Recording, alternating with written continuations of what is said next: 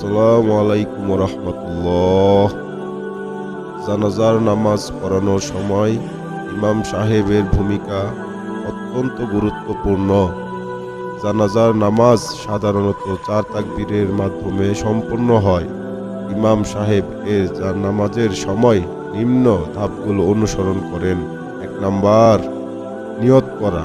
ইমাম সাহেবের প্রথম জানাজার নামাজের জন্য নিয়ত করেন এবং বাকি সবাইকেও নিয়ত করতে বলেন।